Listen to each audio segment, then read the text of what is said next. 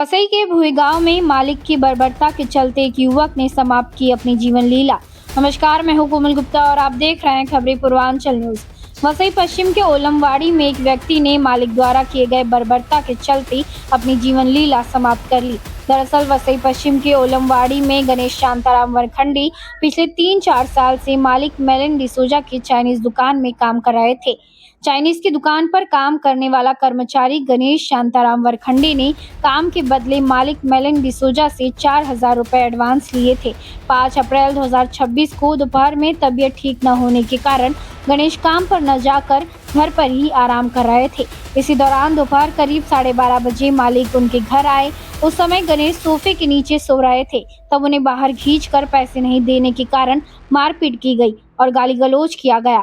जानकारी के अनुसार तबीयत ठीक न होने के बावजूद भी मालिक ने उनको काम पर आने के लिए कहा। इस मानसिक प्रताड़ना के कारण उन्होंने अपनी जीवन लीला समाप्त कर ली, ऐसा शिकायतकर्ता प्रमोद भगली ने बताया। गणेश के बेटे ने वसई पुलिस स्टेशन में घटना की जानकारी दी, जिसके बाद पुलिस ने आकस्मिक मृत्यु का मामला दर्ज किया। वहीं मार्क्सवादी लेनिनवादी लालबावटा पार्टी के पदाधिकारी देर रात तक पुलिस स्टेशन में मौजूद रहे और शिकायत दर्ज करवाई। पार्टी ने आरोपी को तुरंत गिरफ्तार करने की भी मांग की है। आइए देखिए इस विषय पर मार्क्सवादी लेनिनवादी लालबावटा पालघर जिला सह सचिव शेरू वाघ तथा मृतक गणेश के बेटे ने क्या कुछ कहा। वसई तालुक्यातलं पापडी म्हणून एक गाव आहे आणि या गावामध्ये आमचा आदिवासी पाडा आहे मोठ्या प्रमाणात आणि त्या पाड्यामध्ये गणेश वरखंडे नावाचं एक कुटुंब राहते। गेल्या 2-3 वर्षापूर्वी मेलिन डिसोजा नावाचं एक शेट आहे, त्यांचं चायनीजचं दुकान आहे।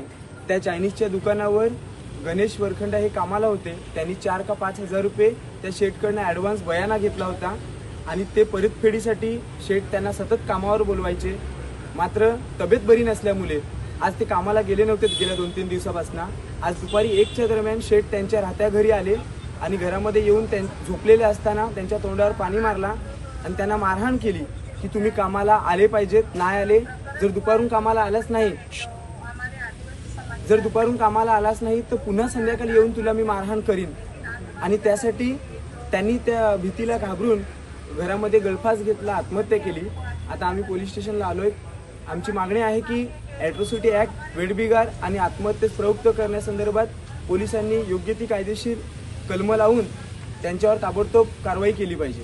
पोलिसांनी आम्हाला आश्वासन दिलेलं आहे। आमच्या लोकांनी फिर्याद द्यायला बसल्यात आतमध्ये। पोलिसांचा चांगला प्रतिसाद आहे, ते तक्रार दाखल करून घेण्यास तयार आहे। माझं नाव अनिकेत गणेश वरखंडे, वडिलांचं नाव गणेश शांताराम वरखंडे।